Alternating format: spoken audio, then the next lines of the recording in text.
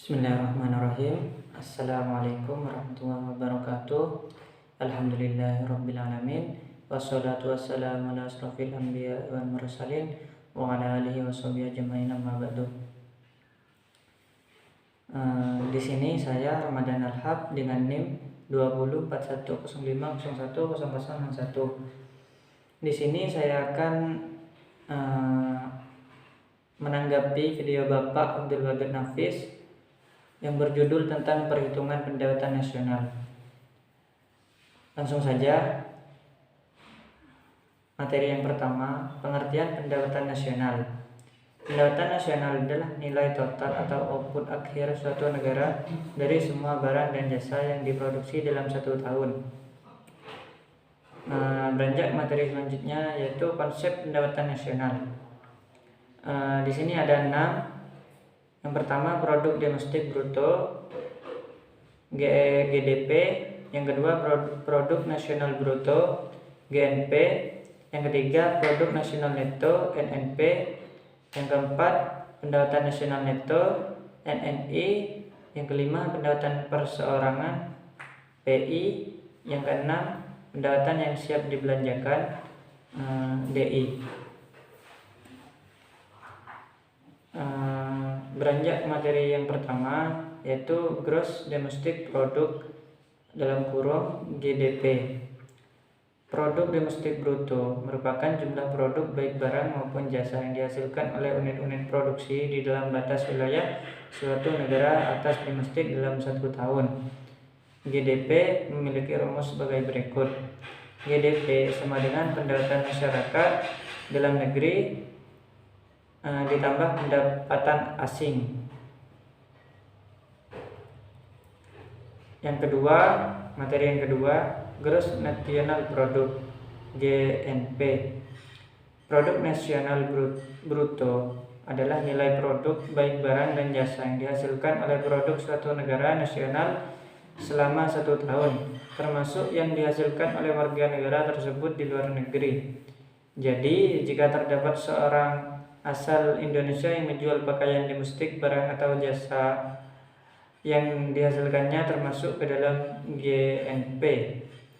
Berikutlah cara perhitungan GNP. GNP sama dengan pendapatan WNI DN ditambah pendapatan WNI LN dikurangi pendapatan asing DN. Perbedaan antara GDP dan GNP adalah GDP mencakup semua linear produk yang ada dalam negeri, sedangkan GNP hanya mencakup barang dan jasa yang diproduksi warga negara Indonesia. Materi yang ketiga, produk nasional neto NNP. Produk nasional neto adalah produk nasional kotor yang dimana dikurangi penyusutan barang modal. Rumusannya NNP sama dengan GNP dikurangi depresi dalam kurung penyusutan barang modal. Materi yang keempat, net national income atau bisa disebut NNI. Pendapatan nasional neto adalah pendapatan yang dihitung menurut jumlah balas jasa yang diterima oleh masyarakat sebagai pemilik faktor produksi. Berikut cara perhitungannya. NNI sama dengan NNP dikurangi pajak tidak langsung.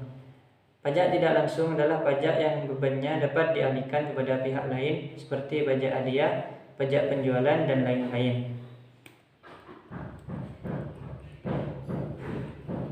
Materi yang kelima, pendapatan perseorangan, bisa disebut PI.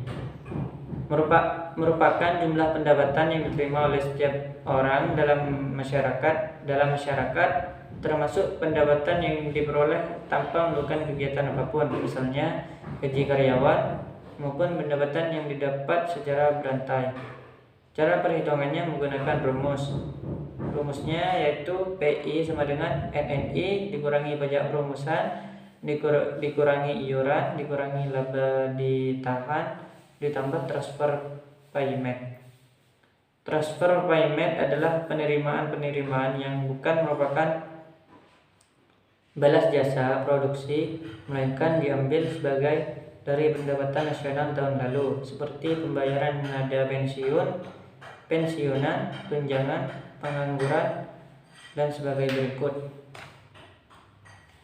Materi yang keenam, di disposable income adalah pendapatan yang siap untuk dimanfaatkan guna membeli barang dan jasa konsumsi dan selebihnya menjadi tabungan yang disalurkan menjadi investasi. Cara menghitungannya, DI sama dengan PI dikurangi pajak tidak langsung. Pajak tidak langsung adalah pajak yang bebannya tidak dapat dialihkan kepada pihak lain, seperti pajak pendapatan. Beranjak materi yang selanjutnya, yaitu manfaat-manfaat perhitungan pendapatan nasional. Di sini ada 9. Yang pertama, mengetahui tingkat kemakmuran suatu negara. Yang kedua, mengevaluasi kinerja perekonomian dalam skala tertentu. Yang ketiga, mengukur perubahan perekonomian suatu negara secara berkala. Yang keempat, memudahkan dalam membandingkan kinerja ekonomi dari setiap sektor. Yang kelima, sebagai indikator kualitas hidup masyarakat di suatu negara. Yang keenam, sebagai indikator perbandingan kinerja antar negara. Yang ketujuh, sebagai indikator perbandingan kualitas standar hidup antar negara. Yang kedelapan, sebagai indikator dan perbandingan tingkat perubahan ekonomi dari waktu ke waktu. Dan yang kesembilan, sebagai indikator dan perbandingan pertumbuhan ekonomi dan kekayaan dari suatu negara. Beranjak materi yang selanjutnya, macam-macam metode perhitungan pendapatan nasional. Di sini ada 3. Yang pertama, metode pendekatan nilai produksi. Yang kedua, metode pendekatan pendapatan. Yang ketiga, metode pendekatan pengeluaran. Yang pertama, metode pendekatan nilai produksi. Metode pendekatan nilai produksi adalah menjumlahkan barang atau jasa yang diproduksi oleh seluruh usaha, baik itu BUMN maupun UMKM pada suatu negara dalam waktu setahun. Cara perhitungannya yaitu Y sama dengan PI dikali Q1 ditambah P2 ditambah Q2 ditambah P3 ditambah Q3 ditambah PN dikali TN. Keterangannya, Y di sini pendapatan nasional, Q1 di sini jenis barang ke-1, Qn di sini jenis barang ke-N, PI di sini harga barang ke-1, PN di sini harga barang ke-N. Yang kedua, metode pendekatan pendapatan. Metode pendapatan nasional dengan menghitung jumlah pendapatan dari berbagai faktor produksi yang memberi sumbangan terhadap proses produksi. Cara penghitungannya, Y sama dengan W ditambah R ditambah I ditambah P.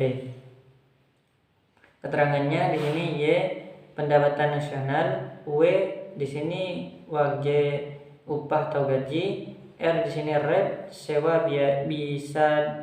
bisa biaya sewa tanah, gedung dan harta tetap lainnya. I di sini interest dalam kurung bunga, P di sini profit keuntungan. Yang ketiga, metode pendekatan pengeluaran. Metode pendekatan pengeluaran adalah penjumlahan semua pengeluaran dari rumah tangga, perusahaan, pemerintah, dan masyarakat pada periode tertentu. Cara menghitungannya, Y sama dengan C ditambah I ditambah G ditambah X dikurangi M. Keterangannya di sini Y pendapatan nasional, X di sini ekspor, M di sini impor, C di sini konsumsi rumah tangga, I di sini investasi, G di sini government expenditure dalam kurung pengeluaran pemerintah. Beranjak materi selanjutnya, pendapatan nasional dalam perspektif Islam. Di sini ada 4. Yang pertama, pendapatan nasional harus dapat mengukur penyebaran pendapatan individu rumah tangga. Yang kedua, pendapatan nasional harus dapat mengukur produksi di sektor pedesaan. Yang ketiga, pendapatan nasional harus dapat mengukur kesejahteraan ekonomi Islam. Dan yang keempat, perhitungan pendapatan nasional sebagai ukuran dari kesejahteraan sosial Islami melalui pendugaan nilai santunan antar saudara dan sedekah. Beranjak materi selanjutnya, sumber-sumber pendapatan nasional dalam ekonomi Islam. Di sini ada 9. Yang pertama, ghanimah, yang artinya harta rampasan perang. Yang kedua, sedekah. Yang ketiga, infak. Yang keempat, zakat. Yang kelima, dalam kurung cukai. Yang keenam, jizyah, dalam kurung pajak kepada orang-orang non-muslim. Yang ketujuh, kharaj, dalam kurung pajak tanah. Yang kedelapan, pajak tambang dan harta karun. Dan yang kesembilan, wakaf. Mungkin itu saja yang dapat saya sampaikan. Semoga materi hari ini dapat bermanfaat. Kurang lebihnya saya mohon maaf apabila ada kesalahan kata atau kurang berkenan. Ila mufiq ila mitorik. Assalamualaikum warahmatullahi wabarakatuh.